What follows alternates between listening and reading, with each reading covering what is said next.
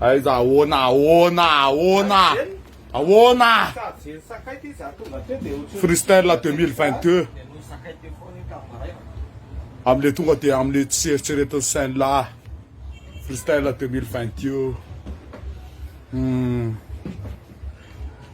Olha, vai tonga dia assinar inscreva ato Alors, freestyle 2022, on t'a wolfé un quartier, on t'a wolfé, freestyle 2022. Ambupu, on fait Ambupu represente le style là.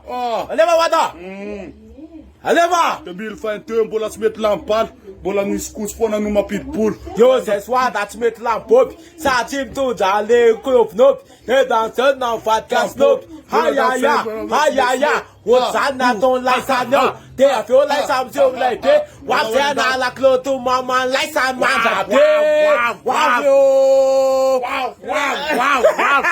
Let's go, mama la te avota na ndua manses. Oh, misiana yam so melati nyam lava me yis make sense or tuko defensin na te wanko nin. Wanko se tin te wanko tin fat man some sakaro na kaisa misias na ina ta o sa no pristatia. Wana.